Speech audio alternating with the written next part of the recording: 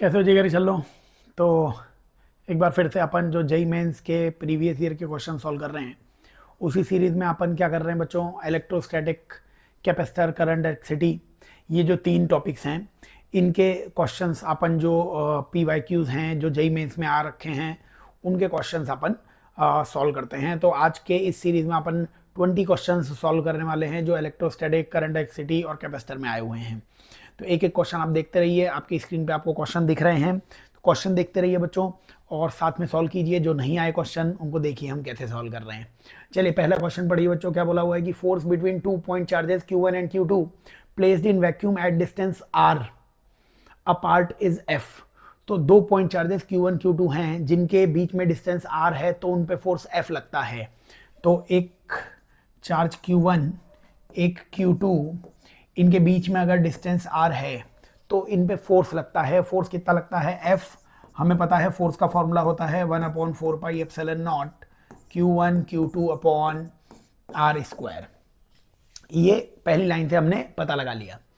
Force between them when placed in a medium having dielectric constant K = 5। अब इन पे force बताना है when placed in a medium, एक ऐसे मीडियम में लिख दिया, रख दिया इन्हें जहां पे इनका डाइलेक्ट्रिक कांस्टेंट K 5 हो चुका है एट अ डिस्टेंस R/5, और डिस्टेंस कितनी कर दी है? R/5। तो बताइए नया फोर्स कितना हो जाएगा? अगर न्यू फोर्स हम आपसे पूछते कितना हो जाएगा तो 1/4πε0 into epsilon R. Epsilon R मतलब डाइलेक्ट्रिक कांस्टेंट K दिया हुआ है आपको, और Q1 Q2 अपॉन R का स्क्वायर, लेकिन इस बार डिस्टेंस कितनी हो चुकी है? R/5, तो R/5 का स्क्वायर। तो नया फोर्स हमें चाहिए था, तो नए फोर्स के लिए हमने फिर से फॉर्मूला लगा दिया K Q1 Q2 by R square. K का मतलब 1/4πε0 इंटू एप्सिलन आर। ये मीडियम का एप्सिलन आर मल्टीप्लाई करना ना भूलें। तो क्या हो गया यहां से अगर आप देखेंगे तो ये फोर्स कितना बन रहा है? 1/4πε0 इंटू 5, और इधर कितना आ रहा है? Q1 Q2 upon R square, और नीचे जो 5 का स्क्वायर था वो ऊपर ले जाके मैंने 5 का स्क्वायर लिख दिया है। ये एक 5 से 5 कैंसिल हो गया है। बच्चों ध्यान से देखिए, ये जो फोर्स है 1/4πε0 Q1 Q2 by R square, ये तो पुराना फोर्स F ही था, और 5 और बाकी रह गया है, तो 5F इस क्वेश्चन का आंसर आ चुका है। तो आंसर आ जाएगा इसका 5F। ठीक है, जेई मेंस 2024 का ही क्वेश्चन है ये। तो अच्छे से अपने ये जो PYQ के सेशन चल रहे हैं इसमें आप जेई मेंस के जितने भी क्वेश्चन अपन कर रहे हैं बहुत अच्छे से इनको देखिए। आपके आने वाले जो जेई मेंस के एग्जाम हैं, जो आपके नीट के एग्जाम हैं, वो बहुत ही अच्छे से आप कर पाएंगे। ठीक है, चलो नेक्स्ट क्वेश्चन की तरफ चलते हैं अपन। तो नेक्स्ट क्वेश्चन की तरफ अगर अपन चलें तो आइए क्वेश्चन नंबर 1 के आगे बच्चों क्वेश्चन नंबर 2 पे आ जाइए बच्चों। बोलिए क्वेश्चन नंबर 2 जो है ये भी जेई मेंस 2024 का ही सवाल है। जेई मेंस 2024 में आए हुए ये सारे सवाल आप बहुत अच्छे से सॉल्व कीजिए। क्या बोला है? क्वेश्चन देख लीजिए, पूरी स्क्रीन पे आपको दिख रहा है अच्छे से कि नहीं दिख रहा है?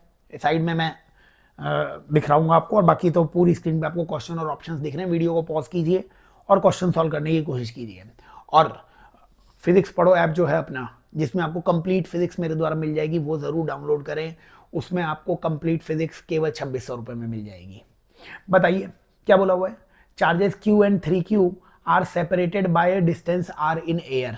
तो एक चार्ज Q और एक और चार्ज 3Q, ये बोला हुआ है are separated by distance R in air, air में R डिस्टेंस।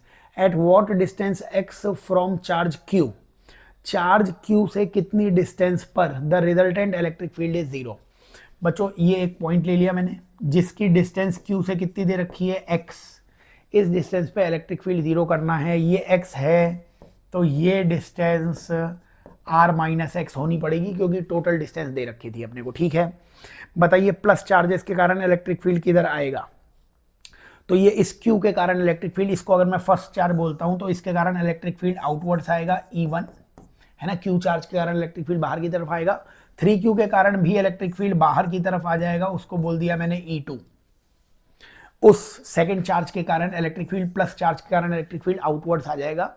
तो दोनों के कारण डायरेक्शन अपोजिट हो रही है, क्योंकि आपको इलेक्ट्रिक फील्ड 0 करना था बेटा जी। तो इलेक्ट्रिक फील्ड 0 करने के लिए आपको इनका मैग्नीट्यूड सेम करना पड़ेगा, E1 और E2 का मैग्नीट्यूड। बताइए E1 और E2 का मैग्नीट्यूड अगर मैं बराबर करता, डायरेक्शन तो मेरे को अपोजिट दिख ही रही थी। E1 मतलब electric field due to charge Q, बोलिए चार्ज Q के कारण इलेक्ट्रिक फील्ड कितना आएगा, के क्यू अपॉन एक्स का स्क्वायर। पॉइंट चार्ज का इलेक्ट्रिक फील्ड के क्यू और डिस्टेंस कितनी है, एक्स का स्क्वायर। दूसरे चार्ज के कारण कितना आएगा, K 3Q upon R minus X का स्क्वायर। इलेक्ट्रिक फील्ड जीरो करना था, पॉइंट चार्ज का इलेक्ट्रिक फील्ड पता होना चाहिए बच्चों। के क्यू और के क्यू ये कैंसिल हो जाएगा।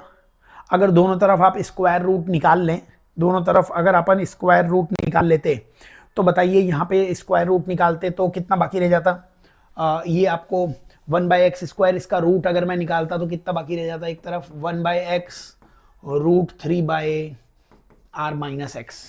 मैंने इधर भी स्क्वायर रूट और इधर भी स्क्वायर रूट ले लिया, तो 1/x स्क्वायर का स्क्वायर रूट उधर क्या लिख दिया है 1/x, इधर √3 का ऊपर √3 आ गया और नीचे r माइनस एक्स का होल स्क्वायर है तो बाहर r माइनस एक्स आ गया। बच्चों क्रॉस मल्टीप्लाई कर लीजिए, r माइनस एक्स बराबर √3x, r की वैल्यू आ जाएगी x प्लस √3x, r की वैल्यू आ जाएगी x कॉमन लेके 1 प्लस √3 और यहाँ से x की वैल्यू आ जाएगी r upon 1 plus √3, r upon 1 plus √3। सी इस क्वेश्चन का आंसर आने वाला है, ठीक है। सी इस क्वेश्चन का क्या आ जाएगा, आंसर आ जाएगा हमारे पास।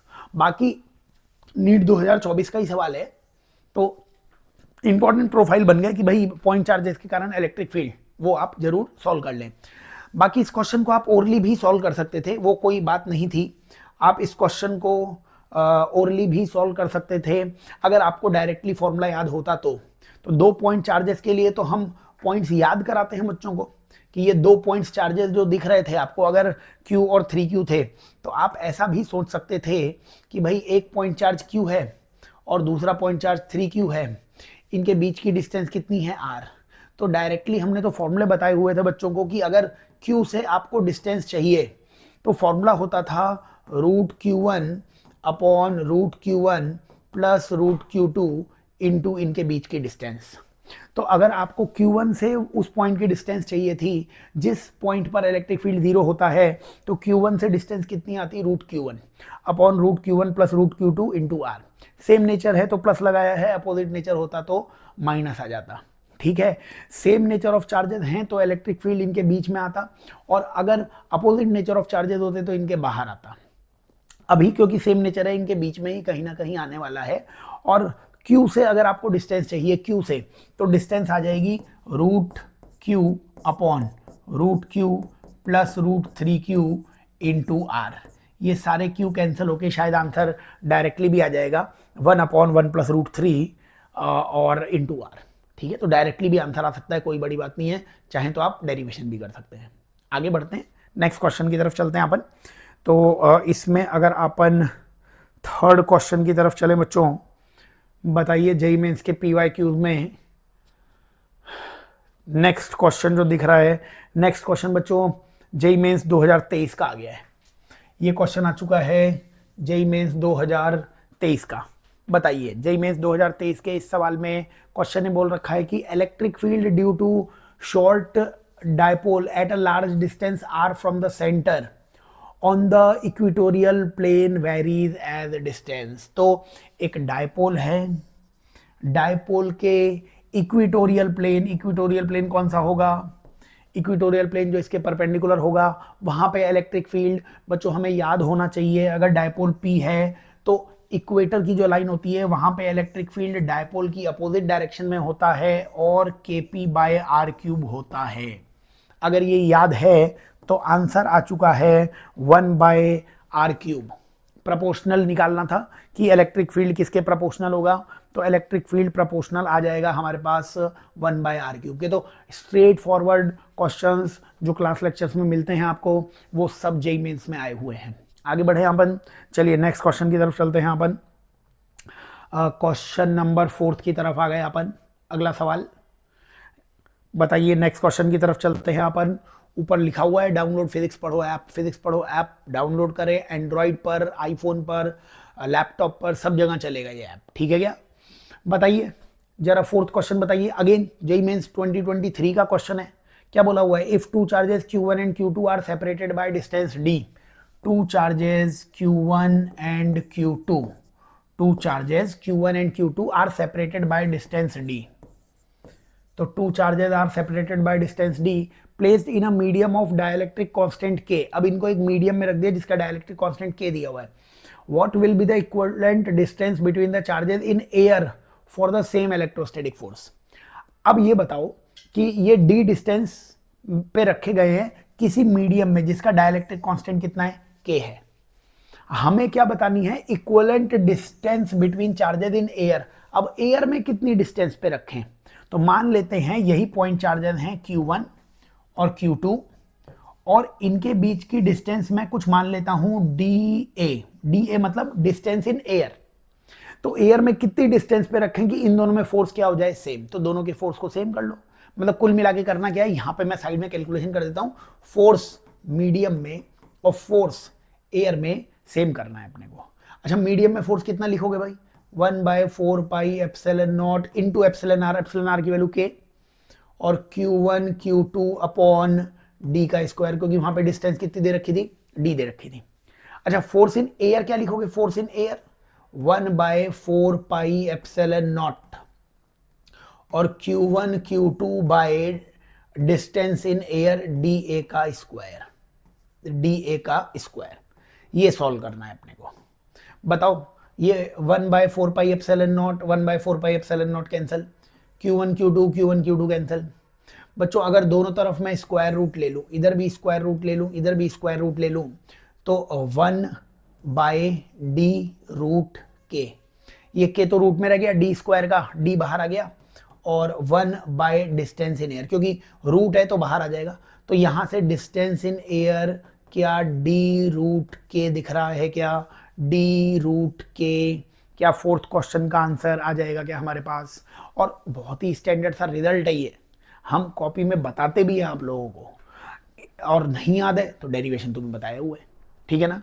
और देख लीजिए जेईई मेंस 2023, तो PYQ के सवाल कीजिए, नोट्स और जो भी हमने पढ़ाया हुआ अच्छे से पढ़िए, सब पेपर आप फोड़ के आ सकते हैं।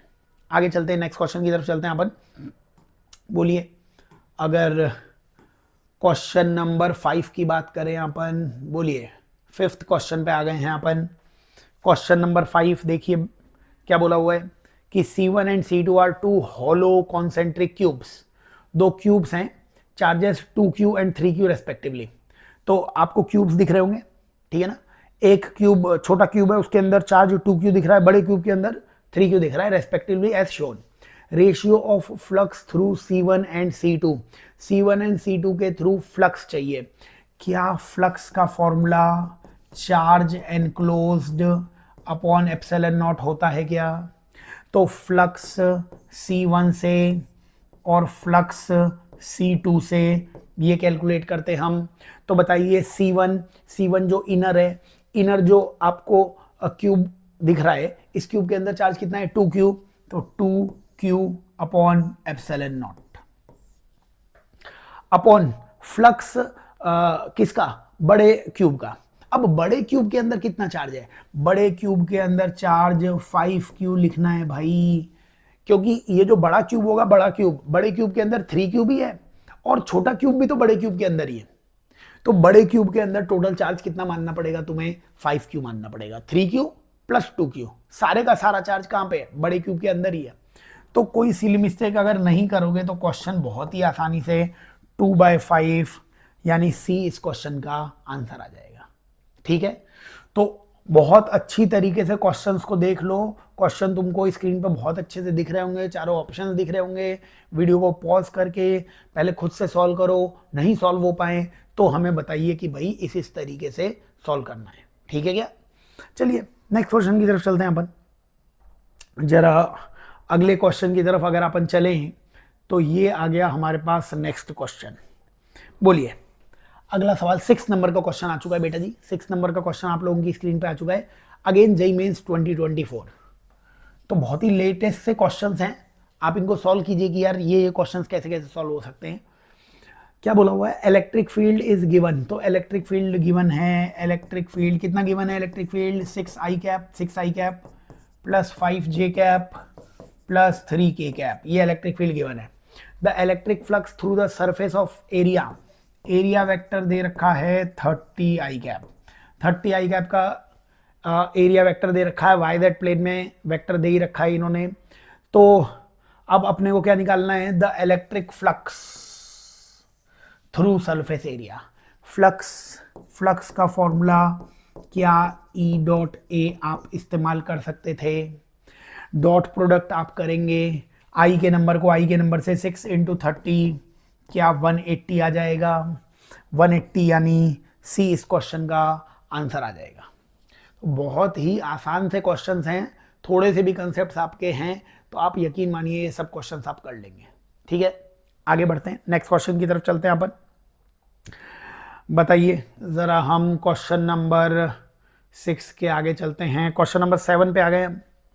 क्वेश्चन नंबर 7 इलेक्ट्रोस्टैटिक्स ही चल रहा है। बताइए क्वेश्चन नंबर 7 की अगर हम बात करें तो 7 में क्या लिखा हुआ है, क्वेश्चन नंबर 7 में लिखा हुआ है two charges 5q and -2q are situated at points 3a,0 and -5a,0। तो जरा यहाँ पे ज्योमेट्री बनानी पड़ जाएगी। बोलिए, two charges 5q and -2q are situated at 3a,0, 3a,0 मतलब x एक्सिस पर कोई पॉइंट है जिसकी डिस्टेंस कितनी है 3a, यहाँ पे चार्ज कितना है 5q, और दूसरा एक -2q चार्ज है कितना -5a पे। बताइए -5a, तो ये एक डिस्टेंस नीचे की तरफ मैंने 5a बना ली, वो -y एक्सिस में है इसीलिए कोऑर्डिनेट -5 है, बाकी इधर ही होगा, और वो चार्ज कितना है -2q। अब क्या बोलता है, the electric flux through a sphere of radius 4a। अब 4a स्फीयर का कोई रेडियस बनाया अपन ने, तो 4a स्फीयर का 4a रेडियस का स्फीयर। अब 4a रेडियस का अगर आप स्फीयर बनाएंगे यार, तो 4a अगर रेडियस का तुम स्फीयर बनाते तो ये जो 5a वाला चार्ज है वो तो उस स्फीयर के बाहर आ जाता, और फ्लक्स में आता क्या था, charge inside upon epsilon not. तो क्या आपको समझ में आ रहा है कि ये -2q वाला चार्ज ये तो उस 4a रेडियस के अंदर होगा ही नहीं, क्योंकि ये डिस्टेंस 5a दे रखी है। तो 4a रेडियस के अंदर तो 3a वाला जो डिस्टेंस है वो 4a से कम है, तो उसके अंदर आने वाली है। तो क्या इसके अंदर चार्ज 5q रहेगा, तो total charge upon epsilon not 5q upon epsilon not. एक बार फिर से 7वें क्वेश्चन का बहुत ही आसानी से आंसर आप कैलकुलेट कर पाएंगे बेटा जी। ठीक है, तो देख लीजिए इलेक्ट्रोस्टैटिक्स के जो जो सवाल अपने को मिल रहे हैं इनको अच्छे से समझ लीजिए और सॉल्व कर लीजिए। आइए नेक्स्ट क्वेश्चन की तरफ चलते हैं। क्वेश्चन नंबर 7 हो गया था, तो क्वेश्चन नंबर 8 था रहा है भाई। क्वेश्चन नंबर 8 आपको दिख रहा होगा बेटा जी। बताइए क्वेश्चन नंबर 8 जो है, इस क्वेश्चन नंबर 8 में जेईई मेंस 2023 का सवाल, जेईई मेंस 2023 का सवाल क्या बोला हुआ है, इन cuboid of dimension 2l 12l। अब क्यूबॉइड है तो ये हमने क्यूबॉइड एक बना दिया, ये एक क्यूबॉइड बनाने का प्रयास किया मैंने, और प्रयास में मैं हमेशा ही सफल हो जाता हूं। तो ये मैंने एक क्यूबॉइड बना दिया, लेंथ ब्रेथ और हाइट, लेंथ कितनी 12, ब्रेथ भी कितनी 12, और हाइट इसकी कितनी दे रखी है लेकिन L। तो नॉर्मल लेंथ ब्रेथ हाइट होती है, तो लेंथ ब्रेथ हाइट मान ली। If charge Q is placed at the centre of the surface S having area 4l square. अब ना एक चार्ज Q को रखा हुआ है सरफेस पे, किसके सरफेस पे रखा हुआ है, उस एरिया के सरफेस पे रखा हुआ है जिसका एरिया ना 4l स्क्वायर है। 4l स्क्वायर मतलब साइड्स कौन कौन सी, 2l और 2l वाली साइड्स। या देखो अब इसमें जो नीचे वाली सरफेस है उसका भी एरिया 4l स्क्वायर होगा, 2l इंटू 2l, और जो सबसे ऊपर साइड है उसका भी area 2l into 2l 4l square होगा। मतलब ऊपर या नीचे कहीं पे भी चार्ज मान लिया तो ना हमने टॉप पे ये चार्ज Q मान लिया, तो ऊपर वाली सरफेस के बीचों बीच ये चार्ज रखा हुआ है। अब flux through the opposite surfaces to S। अब आपको ये बताना है कि अपोजिट सरफेस जो है S की अपोजिट सरफेस में ये जो सरफेस S मतलब जिस सरफेस पे तुमने ये चार्ज रखा है इसके अपोजिट वाली सरफेस, इस सरफेस से कितना फ्लक्स गुजर रहा होगा ये बताना पड़ेगा आपको, ठीक है ना। तो बच्चों यहाँ पे आप क्या कीजिए, एक और ऐसा ही इस क्यूब इसके ऊपर रख दीजिए, एक और ऐसा ही क्यूब इसके ऊपर और रख दीजिए, एक और ऐसा ही क्यूब। अगर ऐसा ही क्यूब इसके ऊपर मैं और रखता, मान लीजिए ऐसा ही क्यूब इसके ऊपर मैंने और रख दिया, ऐसा ही क्यूब इसके ऊपर वो और रख दिया अपन ने, ठीक है।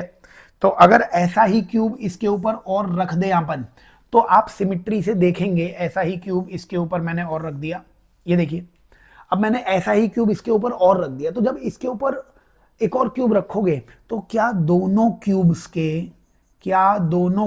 के अंदर दिख रहा है क्या ये चार्ज क्यूब? हाँ, दोनों क्यूब के अंदर। और क्या बीचों बीच दिख रहा है क्या? देखो ये हाइट अगर एल थी तो ये हाइट भी कितनी हो गई? एल हो गई। बताओ हाइट भी कितनी हो गई? 2l।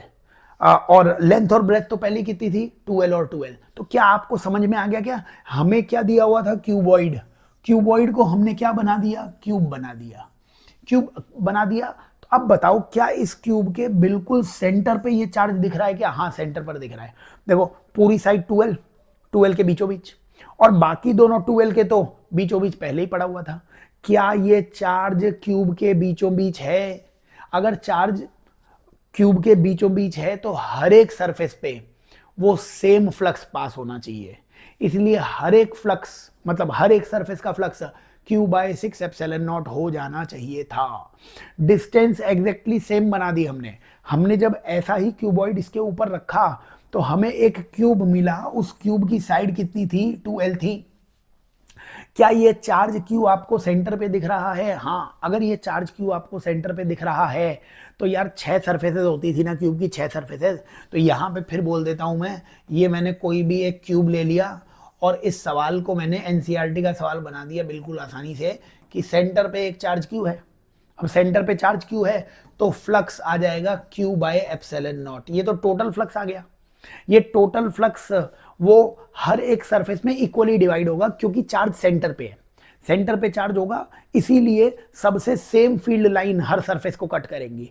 इसीलिए किसी एक सरफेस से फ्लक्स थ्रू वन सरफेस, एक सरफेस से फ्लक्स कितना आ जाएगा? Q/6ε0, यानी डी इस क्वेश्चन का आंसर आ जाएगा। तो आपको जो क्यूबॉइड दिया हुआ था उस क्यूबॉइड जैसा ही एक और क्यूबॉइड इसके ऊपर रख दो।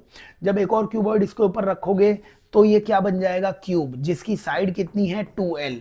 तब आपको लगेगा ये चार्ज क्यू कहां पे आ गया है? सेंटर पे। उसके बाद बहुत सिंपल था कंसेप्ट, क्योंकि चार्ज सेंटर पे आ चुका है इसलिए सारी सरफेसेस से सेम फील्ड लाइंस बाहर निकलेंगी, सारी सरफेसेस का सेम फ्लक्स होगा। यानी कि ये टोटल फ्लक्स जो था Q/ε0 ये 6 पार्ट्स में डिवाइड करना पड़ेगा क्योंकि हर सरफेस के पास सेम फ्लक्स होगा। Q/ε0 को 6 से डिवाइड करके किसी भी एक सरफेस का फ्लक्स वो कैलकुलेट हो जाएगा। ठीक है, चलिए आगे चलते हैं जरा 8th क्वेश्चन के आगे चले हम। तो क्वेश्चन नंबर 9 आना चाहिए था, 9 आ गया भाई। क्वेश्चन नंबर 9 भी आपके सामने आना चाहिए था।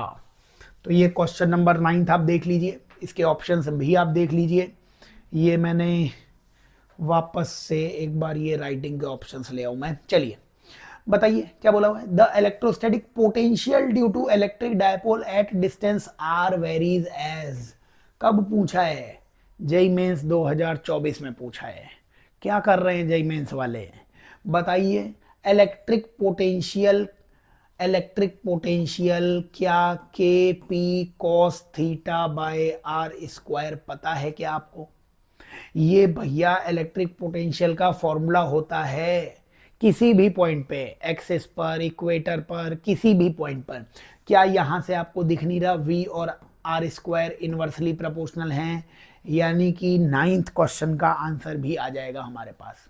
फॉर्मूले बेस्ड डेरिवेशन तो क्लास में खूब कराए हैं, ये सब आने चाहिए ये सब क्वेश्चंस। ठीक है, आगे चलिए जरा हम नेक्स्ट क्वेश्चन की तरफ बढ़ते हैं बेटा जी।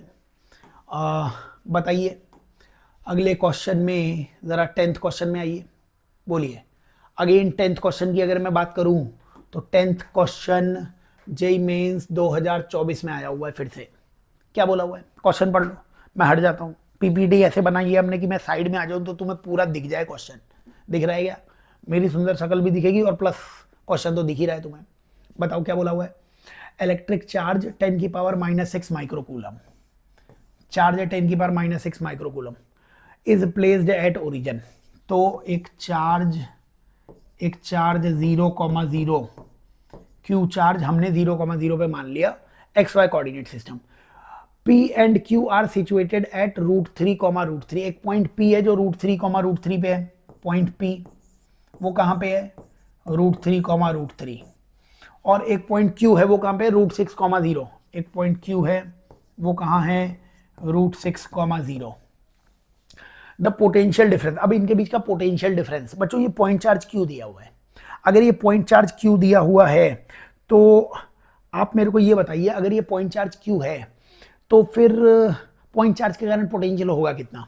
अगर ये डिस्टेंस मैं r1 मान लेता हूं तो P पॉइंट का पोटेंशियल आ जाएगा KQ/r1, है ना, पॉइंट चार्ज के कारण पोटेंशियल। और अगर ये मैं डिस्टेंस r2 मान लेता हूं तो इस पॉइंट का पोटेंशियल कितना आ जाएगा, KQ/r2। अब Q पॉइंट का पोटेंशियल तो मेरे को पता है, पोटेंशियल Q पॉइंट का आ जाएगा KQ/√6, क्योंकि ये तो x एक्सिस पर भी पॉइंट है तो इसकी डिस्टेंस कितनी हो जाएगी, √6 ही हो जाएगी। अब P पॉइंट का पोटेंशियल अगर आपको चाहिए तो ये डिस्टेंस r1 आपको चाहिए होगी। अब ये r1 डिस्टेंस तो बहुत तरीके से निकाल सकते हो, √3, √3 तो हाइपोटेन्यूज मतलब निकाल लो, है ना। जैसे कि आप ये बताओ, ये पॉइंट √3, √3 मतलब x में भी √3 चलना पड़ेगा, y में भी √3 चलना पड़ेगा, तभी तो यहां तक पहुंचोगे ना आप। तो बताओ ये डिस्टेंस कितनी आ जाएगी, हाइपोटेन्यूज कितना आ जाएगा, 3 + 3 यानी √6। हाइपोटेन्यूज कैसे निकालेंगे अपन, रूट के अंदर पहले बेस का स्क्वायर, तो √3 का स्क्वायर 3 आ गया, और जो हाइट है वो भी √3 का स्क्वायर 3 आ गया, √3 + √3 मतलब √6। ये डिस्टेंस भी √6 आ गई। इसका मतलब इस पॉइंट का पोटेंशियल भी KQ/√6 आ जाएगा।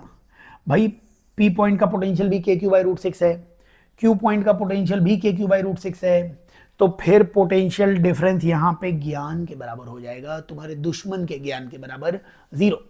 समझ रहे हो गया। तो पोटेंशियल डिफरेंस हमें निकालने को कहा गया था, और दोनों पॉइंट्स की डिस्टेंस इसने चालाकी से कितनी दे दी थी, सेम दे दी थी। और दोनों पॉइंट्स की डिस्टेंस अगर सेम दे दोगे तो फिर हम बोल देंगे कि भाई कितना आ जाएगा, पोटेंशियल डिफरेंस 0 आ जाएगा। आगे बढ़े, चलिए नेक्स्ट क्वेश्चन की तरफ अपन आगे बढ़ते हैं। नेक्स्ट क्वेश्चन की तरफ अगर हम बढ़े, 10 सवाल हो गए थे, क्वेश्चन नंबर 11 में आ जाइए, क्वेश्चन नंबर 11 में आ जाइए। बोलिए क्वेश्चन नंबर 11 में क्या दिख रहा है आपको। क्वेश्चन नंबर 11 जेईई मेंस 2023 का सवाल कर रहे हैं। क्या बोला हुआ है, क्वेश्चन में बोला हुआ है electric potential at point P due two point charge this is 50 volt, the distance of P from the point charge is.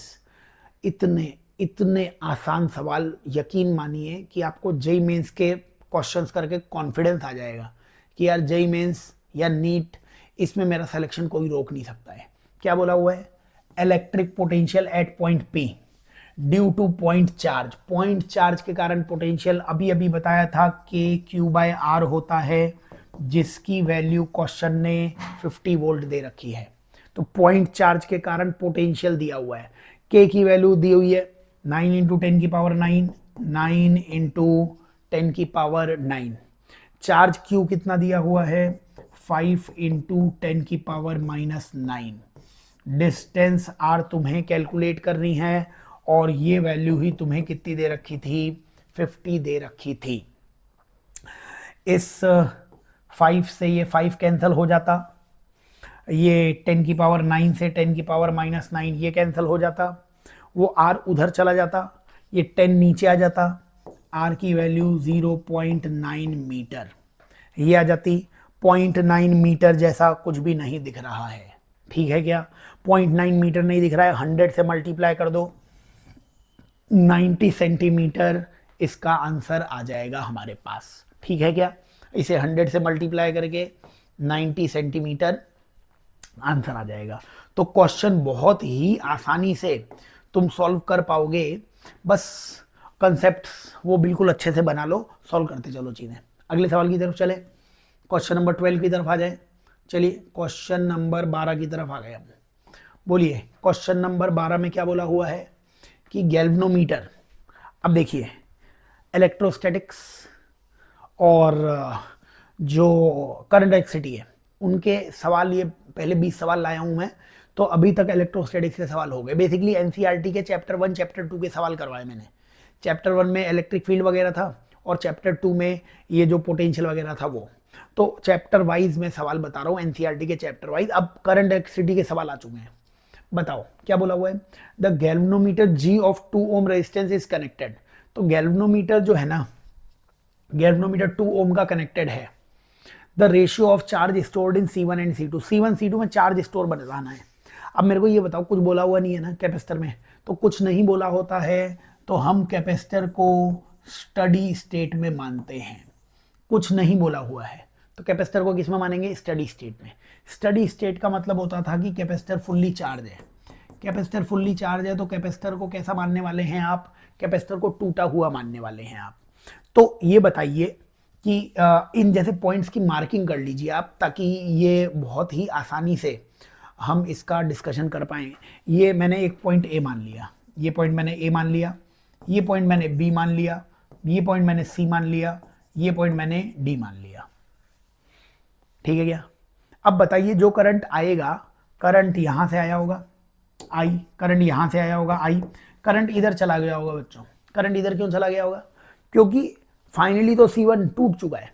तो ये अगर ब्रेक हो चुका है, ये एक्चुअली फुल्ली चार्ज हो चुका है कैपेसिटर, तो फुल्ली चार्ज होने के बाद और करंट उसमें से जा नहीं पाएगा, वो ऐसा बिहेव करेगा ओपन सर्किट जैसा, जैसा कि आपको बताया। तो ये टूट गया है तो करंट ऑब्वियसली, और तो कोई रास्ता है नहीं, करंट यहां से आगे ऊपर चला जाएगा, फिर यहां से जाके फिर इधर आएगा करंट। आगे क्यों नहीं जाएगा, क्योंकि आगे फिर वो टूट चुका है कैपेसिटर, फुल्ली चार्ज हो चुका है। करंट नीचे जाएगा, वही करंट इधर आएगा और वही करंट घूम के इधर आएगा। तो मेरे को ना तीनों रजिस्टर्स सीरीज में दिख रहे हैं, देखो 4, और ये जो गैल्वेनोमीटर है वो भी 2 ओम का। तो यहां से करंट ऊपर गया 4 ओम में, फिर नीचे आया 2 ओम में, फिर ऊपर गया 6 ओम में। तो मेरे को टोटल रेजिस्टेंस यहां पे दिख रहा है 4 + 2 + 6 मतलब 12 ओम दिख रहा है क्या रेजिस्टेंस आपको? 12 ओम, बिल्कुल 12 ओम दिखना चाहिए रेजिस्टेंस। क्यों? क्योंकि करंट सब में सेम जा रहा है। तो ये सारे रेजिस्टेंस किस में आ गए, सीरीज में। पहले 4 ओम में गया करंट, फिर 2 ओम में गया करंट, और फिर 6 ओम में गया करंट।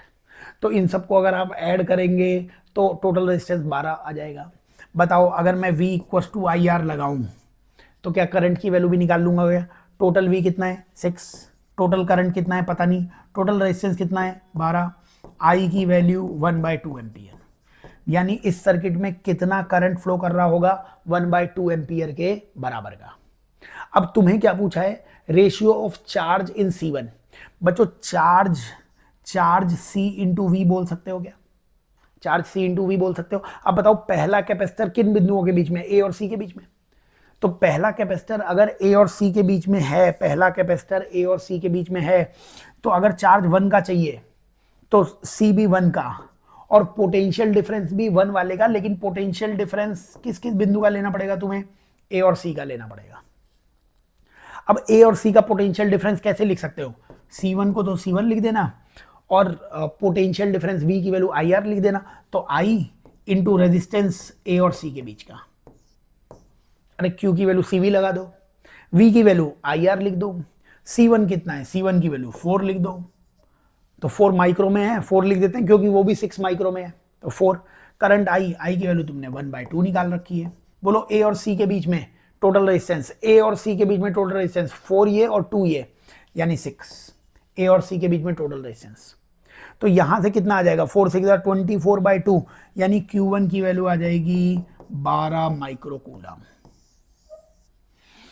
तो पहले वाले कैपेसिटर के पास चार्ज कितना हो जाएगा, 12 माइक्रो कूलम। ऐसे ही दूसरे कैपेसिटर के लिए, बोलिए दूसरे कैपेसिटर के लिए फॉर्मूला लगाया, Q = CV, तो Q2 = C2, और पोटेंशियल डिफरेंस भी दूसरे वाले का। अब बताओ दूसरा वाला कैपेसिटर किन दोनों बिंदुओं के बीच में दिख रहा है तुम्हें, B और D के बीच में, तो पोटेंशियल डिफरेंस भी B और D के बीच का। अब बताओ C2, क्या V को I × R लिख सकता हूं, I × R। I करंट तो सब में सेम है, सारे सब सीरीज में, लेकिन पोटेंशियल डिफरेंस B और D का, तो रेजिस्टेंस भी B और D का। अब बताओ C2 की वैल्यू कितनी दे रखी है, C2 की वैल्यू दे रखी है 6, C2 की वैल्यू 6 माइक्रो, तो 6। करंट I की वैल्यू अपन ने हाफ निकाल रखी थी, करंट की वैल्यू अपन ने हाफ निकाल रखी थी, करंट की वैल्यू अपन ने हाफ निकाल रखी थी, और resistance between B and D, बताओ बी और डी के बीच में रेजिस्टेंस कितना आएगा। बी ये वाला पॉइंट है, बी से नीचे जाओगे 2 और डी में आओगे तो 6, 2 और 6 मतलब 8 सीरीज में, तो ये 8 आ जाएगा। 8 6 48/2 24, तो Q2 आ जाएगा 24 माइक्रोकूलम। Q2 आ गया है, Q1 आ गया है, तुम्हें क्या पूछा है Q1/Q2, तो Q1/Q2 कितना आ जाना चाहिए था 12/24, यानी 1/2, यानी डी इस क्वेश्चन का आंसर आ जाना चाहिए था। तो सर्किट सॉल्व करना आना चाहिए कुल मिला के अच्छे से। अगर आप सर्किट सॉल्व कर लेते हो तो यकीन मानिए क्वेश्चन सॉल्व हो जाएगा। अच्छा क्वेश्चन है, जेई मेंस 2024 का अच्छा सवाल बोलूंगा मैं इसे, कि बच्चे से पता लगवाया कि भाई कैसे कैसे सॉल्व कर सकते हैं। लोग व्हीट स्टोन ब्रिज वगैरह सोचने लग जाते हैं, है ना, कि 4/4 6/6 ऐसा कुछ नहीं कर देने का, है ना, कि रेजिस्टर कैपेसिटर का एक सिंपल सा सर्किट है सॉल्व करने का। आगे चलो नेक्स्ट क्वेश्चन की तरफ चलते हैं। अच्छा सवाल था ये। नेक्स्ट क्वेश्चन की तरफ अगर अपन चलें तो क्वेश्चन नंबर 13 बोलिए। तीन क्वेश्चन भी जैसे आपको दिख रहा है जेई मेंस 2024 का ये क्वेश्चन आया हुआ है हमारे पास। बताइए जेई मेंस 2024 के इस क्वेश्चन में क्या कहा हुआ है। आपको दिख रहा होगा ये कि क्वेश्चन ने कहा हुआ है 2 identical capacitors have same capacitance C. 2 identical capacitors हैं, एक कैपेसिटर सी और दूसरा कैपेसिटर भी सी। 2 आइडेंटिकल कैपेसिटर, बिल्कुल सेम कैपेसिटर्स दिए हुए हैं। One of them is charge to V, एक को V तक चार्ज कर दिया है एंड अदर 2V, एक को V से चार्ज कर दिया है, एक को 2V तक चार्ज कर दिया है। Negative end of both are connected together when the positive ends are also joint. Negative ends को नेगेटिव से कनेक्ट किया और पॉजिटिव को पॉजिटिव से कनेक्ट किया है। द डिक्रीज इन एनर्जी, बच्चों एनर्जी में कितना लॉस होगा ये पूछा है। क्या लॉस इन एनर्जी का आप लोगों को फॉर्मूला नहीं पता है? Half C1 C2 upon C1 plus C2 V1 minus V2 का होल स्क्वायर। अगर आपको ये फॉर्मूला पता है तो आंसर आ जाएगा। आप डेरिवेशन भी कर सकते हैं, बट क्लास में ये तो बताए हुए बहुत ही आसान से फॉर्मूले थे। बताइए क्या लिखें? हाफ C1 C2, तो हाफ पहला कैपेसिटर भी C और दूसरा भी C है, अपॉन C1 प्लस C2, तो C प्लस C2 C हो जाएगा। V1 माइनस V2 मतलब 2V माइनस V का होल स्क्वायर, ये आ जाएगा। बताओ ये एक C से C कैंसिल हो गया। बताओ यहाँ पे शायद मेरे को CV²/4 दिख रहा है ये, क्योंकि 2V माइनस V हो जाएगा तो वो V का स्क्वायर आ जाएगा, और ये C था ही CV² और नीचे 2 × 2 4 CV²/4, यानी 13th क्वेश्चन का आंसर ए आ जाएगा बच्चों। जेई मेंस 2024 का ही सवाल है। तो जो क्लास में फॉर्मूलेज बताए जाते हैं, डेरिवेशंस बताए जाते हैं, उनको तो बहुत ही अच्छे से देखना है अपने को, ठीक है ना। चलिए नेक्स्ट क्वेश्चन की तरफ बढ़ते हैं अपन, अगले क्वेश्चन की तरफ बढ़ते हैं अपन। तो अगले क्वेश्चन में क्वेश्चन नंबर 14 में आ जाइए बच्चों। क्वेश्चन नंबर 14 बताइए। क्वेश्चन नंबर 14 की अगर मैं बात करूं तो क्या बोला हुआ है? A capacitor of capacitance C and potential V has energy E। अब इसमें ऑप्शन नहीं दिए हुए हैं, तो ये न्यूमेरिकल टाइप जो क्वेश्चंस आते हैं उसमें रहा होगा ये, है ना, इसलिए इसके ऑप्शंस नहीं होंगे। अपने को इंटीजर टाइप में इसका आंसर निकालना पड़ेगा। जेई मेंस 2024 का ही सवाल है। बताओ capacitor of capacity C and potential V has energy E। तो एक कैपेसिटर C और V का दिया हुआ है जिसकी एनर्जी E है, capacitance C, potential difference V और energy E। It is connected to another capacitor of capacitance 2C and potential 2V. The loss of energy is, फिर वही सवाल आ गया है। तो अब देखिए सेम फॉर्मूले के क्वेश्चंस आ रहे हैं, तो वो फॉर्मूले कितने इंपॉर्टेंट होंगे आपको समझ में आना चाहिए। बताइए फिर क्या बोला है? It is connected to another capacitor, another capacitor जिसका कैपेसिटेंस, अब दूसरा कैपेसिटर है जो 2C और 2V का, इससे कनेक्ट कर दिया है, और लॉस इन एनर्जी पूछा हुआ है। अब ये बताओ जिसका कैपेसिटेंस C था, जिसकी पोटेंशियल डिफरेंस V था, क्या उसकी एनर्जी हाफ CV² मान सकता हूं मैं?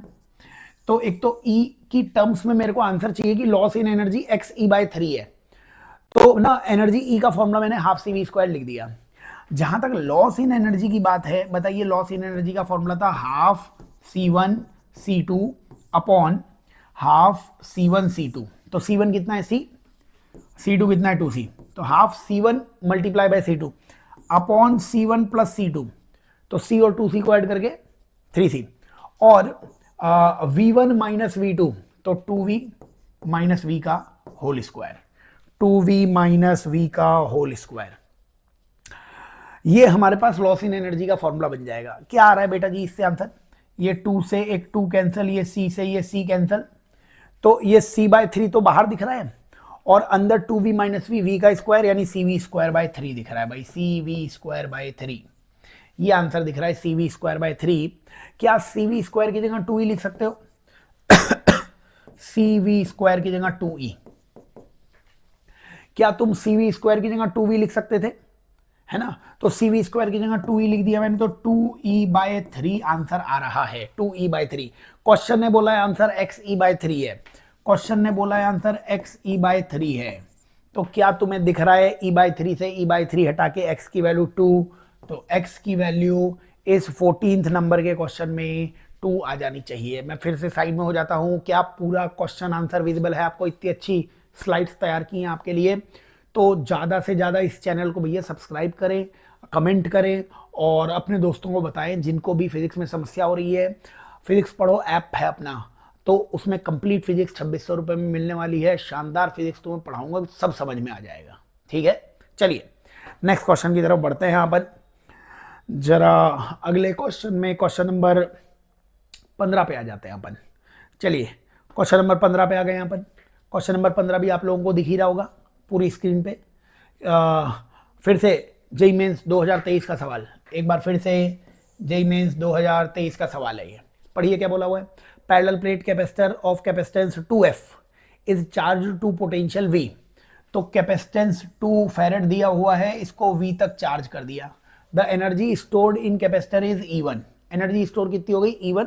तो E1 का मैंने फॉर्मूला लिख दिया, हाफ cv²।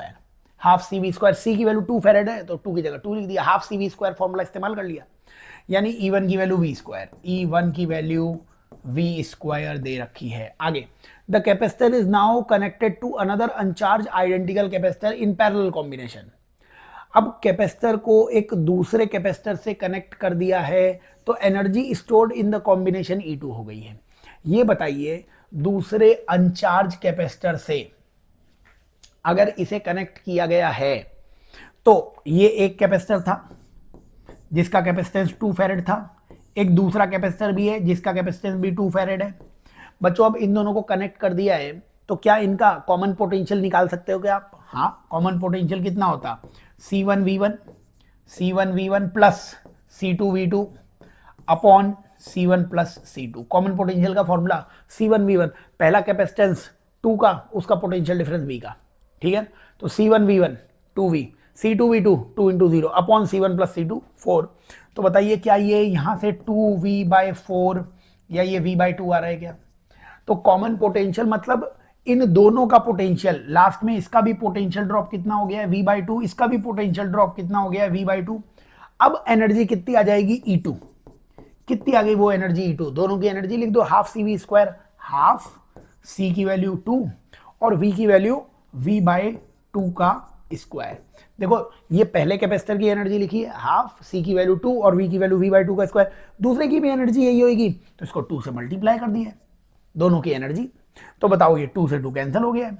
क्या ये एनर्जी तुम्हें, ये v²/4 को 2 से मल्टीप्लाई करोगे, v²/2, तो एनर्जी फाइनली कितनी आ रही है? v²/2 E2 आ रहा है। E2/E1 पूछा हुआ था, E2/E1 यहां पे लिख देता हूं, E2/E1। E2 की वैल्यू v²/2 थी, E1 की वैल्यू v² थी। E2 की वैल्यू कितनी निकाली थी? देख लो, E2 की वैल्यू कितनी निकाली थी? v²/2 दिख रहा है क्या? v²/2। और E1 की वैल्यू कितनी निकाली थी? v²। तो v²/2 को v² से डिवाइड कर दिया, क्या 1/2 आंसर आ रहा है? क्या 15th क्वेश्चन का आंसर फर्स्ट ऑप्शन आ जाएगा क्या? तो ठीक ठीक सवाल है, इसको लॉस इन एनर्जी निकाल के भी कर सकते थे, जैसे भी आपको सॉल्व करना हो, बट देख लेना यार, बहुत ही आसान क्वेश्चंस हैं, हो जाने चाहिए, चाहे आप जेईई मेंस या नीट किसी की भी तैयारी कर रहे हो, बहुत ही बेनिफिशियल क्वेश्चंस हैं। आगे बढ़ें, चलिए नेक्स्ट क्वेश्चन की तरफ बढ़ते हैं अपन। क्वेश्चन नंबर 16 की तरफ आ गए हम।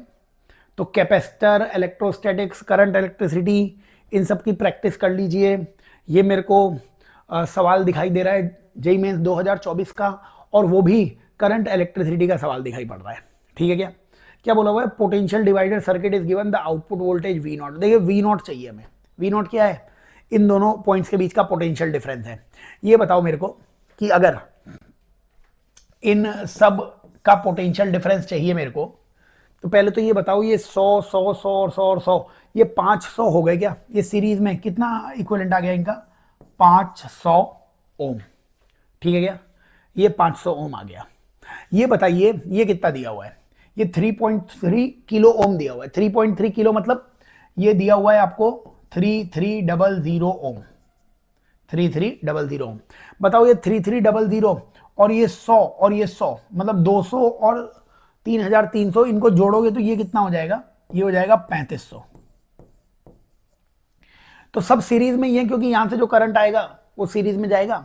अब बताओ ये 3500 और 500 मिला के सीरीज में टोटल रेजिस्टेंस तुम्हें 4000 दिख रहा है क्या? हाँ, टोटल रेजिस्टेंस सर 4000 आ जाएगा। कैसे? सब सीरीज में सबको जोड़ दिया मैंने, ऐड कर दिया। तो क्या तुम V बराबर आई आर से आई निकाल सकते थे क्या? हाँ सर, V बराबर आई आर। तो हमने लगाया V बराबर आई आर। V की वैल्यू 4, I की वैल्यू पता नहीं, R की वैल्यू 4000। क्या यहां से I की वैल्यू 1/1000 आ जाएगी? I की वैल्यू कितनी आ जाएगी? 1/1000। I की वैल्यू 1/1000 आ जाएगी, है ना? 4000 नीचे आके आंसर आ गया। आपको क्या इस पॉइंट को अगर मैं x कह देता और इस पॉइंट को मैं y कह देता, तो क्या x और y का पोटेंशियल डिफरेंस चाहिए था? तो फिर से मैंने लगा दिया V बराबर I R. Potential difference x और y का चाहिए तो रेजिस्टेंस भी x और y के बीच का लिख देना आप। सीरीज में करंट सेम है तो करंट तुम्हें पता है, करंट की जगह मैंने 1/1000 लिख दिया है। और रेजिस्टेंस x और y के बीच का कितना है? रेजिस्टेंस x और y के बीच का 500 लिख दिया है। 500/1000 1/2 एम्पियर, ऐसा कुछ 1/2 एम्पियर नहीं, 1/2 वोल्ट। ये हमारे पास इसका आंसर आने वाला है 1/2 volt. 1/2 volt, 0.5 volt. 16th question का आंसर सी आ जाएगा। तो बड़े ही बेसिक से सवाल, ऐसे सवाल जो बच्चा गलत नहीं कर पाएगा, ऐसे सवाल देने का प्रयास किया जाता है आजकल। तो अच्छे से सॉल्व करो, फंडे आपके क्लियर होंगे, ये सब सवाल हो जाने चाहिए आपसे। आगे क्वेश्चन पे बढ़े, 16 सवाल हो चुके हैं। नेक्स्ट क्वेश्चन पे बढ़ते हैं अपन। बताइए 16th के आगे क्वेश्चन नंबर 17 पे आ गए अपन। दिख रहा है? ऑडियो वीडियो बता देना आप लोग कि किस क्वालिटी का है। वैसे मैंने कोशिश की है कि भाई मस्त एकदम बढ़िया क्वालिटी का ऑडियो वीडियो आपको मिले। आपको जो स्लाइड्स दिख रही हैं वो एकदम बढ़िया क्वालिटी की मिले, वो भी फ्री ऑफ कॉस्ट। तो बताइए जेईई मेंस 2024 का एक बार फिर से सवाल। In the given circuit the current in resistance R3। R3 का है, ये रहा R3। इस R3 में अपने को क्या बताना है? करंट बताना है। बता देंगे करंट। चलिए ओवरऑल रेजिस्टेंस बताइए मेरे को। ओवरऑल रेजिस्टेंस आपको ये 4 और 4 पैरेलल में दिख रहा है क्या? 4 और 4 पैरेलल में 2 हो जाता है बेटा जी। 4 और 4 पैरेलल में कितना हो जाएगा? 2। पूछना नहीं कैसे हो गया।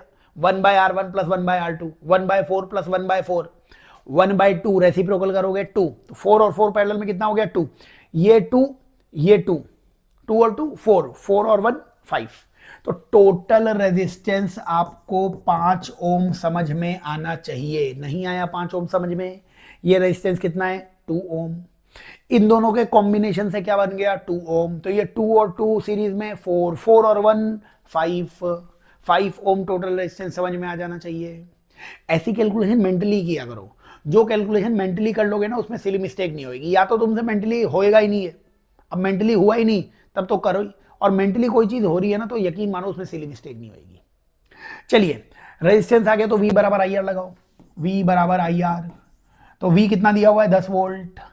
I कितना है पता नहीं, R कितना है 5। तो क्या यहां से करंट की वैल्यू 2 एम्पियर आ जाएगी क्या? हाँ 2 एम्पियर करंट। तो हाई पोटेंशियल से इधर आया 2 एम्पियर करंट, इधर भी आया 2 एम्पियर करंट, इधर भी आया 2 एम्पियर करंट। 2 एम्पियर करंट को 2 रास्ते दिखे, क्या दोनों रेजिस्टेंसेस सेम हैं? तो फिर करंट भी सेम सेम डिवाइड हो जाएगा। वैसे करंट रेजिस्टेंस के उल्टे रेशियो में डिवाइड होता था, क्योंकि V बराबर आई आर में पैरेलल होता तो V सेम होता तो I और R इनवर्स प्रपोर्शन। लेकिन अगर रेजिस्टेंस सेम है तो आधा आधा करंट, इधर भी 1 एम्पियर, इधर भी 1 एम्पियर। तो R3 में से कितना करंट जा रहा है? 1 एम्पियर। 1 एम्पियर जैसा कोई ऑप्शन दिख तो रहा है क्या गुरुजी? दिख रहा है। 17th क्वेश्चन का आंसर सी आ जाएगा। हो जाएगा सवाल, बढ़िया सवाल। ऐसे सवाल जिनसे फंडे क्लियर हो आपके, जरूर देखिए इन्हें। चलिए 17th क्वेश्चन के आगे चलते हैं अपन। 17th क्वेश्चन के आगे क्वेश्चन नंबर 18। बताइए क्वेश्चन नंबर 18 की बात कीजिए। बोलिए question number 18 again JEE Mains 2024 का सवाल है। क्या बोल रखा है? Wire of resistance R and length L is cut into 5 equal parts. If each part are joint parallelly then resultant resistance is. हर जितने भी एग्जाम एनटीए लेता है, हर एक एग्जाम में इस पैटर्न का सवाल होता ही होता है और बच्चों से होता भी, ऐसी बात नहीं है कि नहीं होता है। बताओ, a wire of resistance R and length L is cut into 5 equal parts. तो क्या रेजिस्टेंस का फॉर्मूला रो एल बाय ए होता है क्या बेटा जी? अब जब तूने वायर को कट किया होगा तो उसकी रेसिस्टिविटी और उसका एरिया चेंज नहीं किया होगा, यानी आपको समझ में आना चाहिए रेजिस्टेंस प्रोपोर्शनल आ गया लेंथ के। अब कट इन 5 इक्वल पार्ट्स, अगर 5 इक्वल पार्ट्स में इसे कट किया जाता है तो लेंथ को आपने 1/5 कर दिया। हर एक पार्ट की लेंथ कितनी हो गई? 1/5। तो हर एक पार्ट का वो जो रेजिस्टेंस है वो भी कितना हो जाएगा? 1/5 हो जाएगा। इसलिए हमारे पास अब जो रेजिस्टेंसेस आएंगे वो आएंगे R/5, R/5, R/5, R/5 और R/5 के। 5 पार्ट में आपने डिवाइड किया ना, तो सब R/5, R/5 के हो गए। अब इन सबको आपने पैरेलली जोड़ दिया। आपको पता है क्या, अगर हमारे पास n रेजिस्टर्स होते जिनको हम पैरेलल में जोड़ते तो रेजिस्टेंस R/n हो गया होता। तो हमारे पास रेजिस्टेंस है R/5 का और उन्हें अगर पैरेलली जोड़ेंगे, 5 रेजिस्टेंस हैं तो आंसर भी R/5, R की वैल्यू R/5, उसका भी 5 करोगे R/25 जैसा कोई आंसर दिखे तो फर्स्ट इस क्वेश्चन का आंसर आने वाला है। बड़े स्टैंडर्ड से क्वेश्चन, बड़े स्टैंडर्ड से एग्जांपल्स यूज करो। कटिंग कर रहे हैं, है ना, कटिंग कर रहे हैं तो रो और A constant are proportional to L के हिसाब से सॉल्व कर लेना इसे। ठीक है बेटा जी, चलिए जरा 18 क्वेश्चन हो गया है तो 19 की तरफ बढ़ते हैं अपन। भाई करंट इलेक्ट्रिसिटी में घुस चुके हैं अपन, क्वेश्चन नंबर 19 पे आ गए। बोलिए क्वेश्चन नंबर 19 में equivalent resistance of the following network, 2024 का ही सवाल है। क्योंकि आपको नहीं दिख रहा है ऑप्शन, इंटीजर टाइप क्वेश्चन जो आते हैं जिसमें ऑप्शन नहीं आता, आंसर इंटीजर में आता है, वो आपको करना पड़ेगा। ए और बी के बीच में इक्विवेलेंट निकालना है। बच्चों ये बताओ, ये बी पॉइंट है, ये बी पॉइंट, ये ए पॉइंट, ये ए पॉइंट है तो ये भी ए पॉइंट, ये भी ए पॉइंट। ए की वायर के हर पॉइंट को सेम पोटेंशियल मान लिया करो। ये बी है, ये भी बी, ये पॉइंट भी बी, ये पॉइंट भी बी, ये पॉइंट भी बी, ये पॉइंट भी बी, ये पॉइंट भी बी, ये सारे पॉइंट बी हैं। तो ए और बी के बीच में इक्विवेलेंट निकालना है। देखो ये 6 ओम हटा दो। ये क्यों हटा दिया बच्चों? ये बी और बी पॉइंट के बीच में है ना, सेम पॉइंट के बीच में, मतलब इसका पोटेंशियल डिफरेंस 0 हो गया। पोटेंशियल डिफरेंस 0 है तो इसमें करंट फ्लो नहीं हो रहा होगा, इसलिए इसको हटा दो। और बता दीजिए ये ए पॉइंट है, इसको कुछ पॉइंट ए और बी, इसको कोई पॉइंट डी मान लीजिए। अब बता दीजिए ए और बी के बीच में आपको जो भी दिख रहा हो उस हिसाब से ये हम आंसर बताने वाले हैं। बताइए ध्यान से, अगर मैं इस सर्किट को फिर से बना लेता हूं, बताओ ये वाला 3 ओम किसके बीच में? ए और बी के बीच में। तो मैंने ये एक पॉइंट ए बना लिया, ये एक पॉइंट बी बना लिया और ए और बी के बीच में 3 ओम बना दिया। वापस से ड्रॉ कर लो। ये वाला रेजिस्टेंस भी किसके बीच में? ए और बी के बीच में 3 ओम। तो ए और बी के बीच में एक 3 ओम और बना दिया। बच्चों ये एक रेजिस्टेंस दिख रहा है मेरे को ए और डी के बीच में, तो ए और डी एक पॉइंट बना लिया, ए और डी के बीच में एक 2 ओम लगा दिया मैंने। फिर बताइए डी और बी के बीच में 2 ओम दिख रहा है, डी और बी के बीच में 2 ओम, डी और बी के बीच में 2 ओम।